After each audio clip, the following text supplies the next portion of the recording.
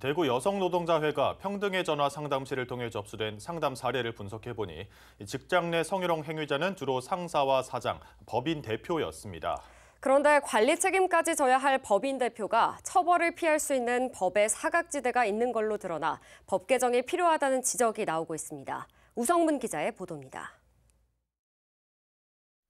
대구 여성노동자회가 지난해 평등의 전화 상담 사례를 분석해 여성 노동자들의 노동 현실을 진단해봤습니다. 대구의 여성 고용률은 전국 특광역시 중 3번째로 낮고 성별 임금 격차는 서울 다음 2번째로 높을 정도로 열악하지만 상당수가 직장 내 성희롱까지 고충을 겪는 것으로 나타났습니다.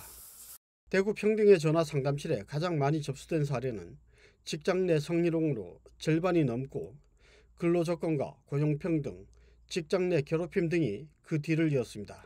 저희가 448건 상담 중에 성희롱이 51%거든요. 그래서 그 전년은 근로조건이 1위였다가 성희롱이 이제 작년에 1위로 올라서서 성희롱 피해가 좀 대구에서 급증하고 있는 게 아닌가 이렇게 좀 보고 있습니다. 직장 내 성희롱 행위자는 상사, 사장, 법인 대표 등 우월적 지위에 있는 상급자들이 약 70%를 차지했고 동료와 고객 등의 순이었습니다. 이에 대한 대응 형태로는 사내 신고가 절반 정도를 차지했지만 대응을 하지 않는 경우도 30%에 이르고 상급자에게 이야기하는 경우가 약 15%였습니다. 직장 내 성희롱에 대해 대체로 적극적으로 대응하고 있지만 피해자가 오히려 해고나 평가에서의 차별 등 불리한 처우를 받았다는 비율이 34.8%에 이릅니다. 특히 법인 대표에 의한 성희롱 상담 비율이 약 7%를 차지하고 있는데 현행법상 법인 대표는 처벌을 피해갈 수 있는 법의 사각지대가 존재하고 있습니다.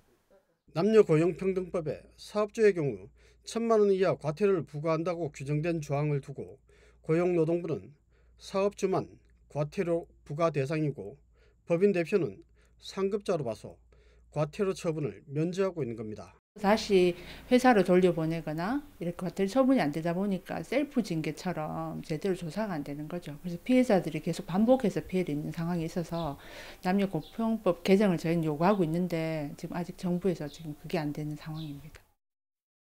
직장 내 성희롱이 발생한 시간은 근무 시간이 65.6%로 가장 많았고 발생 장소는 사무실 55.9%, 회식 장소 13.2% 순이었습니다. 또 다른 문제는 직장 내 성희롱이 늘고 있지만 여성 노동자들의 고충 처리에 도움을 주던 민간 전문 상담 기관들이 올해부터 대거 운영 중단 상태가 된 겁니다. 정부가 대구 등 전국 19곳에 민간 고용평등 상담실에 대한 예산 지원을 중단하고 8개 고용노동지청에서 상담실을 운영하고 있지만 전문성 부족 등으로 실효성 있는 고용평등 상담에 차질이 빚어지고 있습니다. BTV 뉴스 우성문입니다. BTV 뉴스를 더 많이 보고 싶으시다면 여기 구독 버튼을 눌러주세요. 알람 설정까지 해주시면 더 빠르고 신속하게 받아보실 수 있습니다. 오늘도 저희 BTV 뉴스를 시청해주셔서 감사합니다.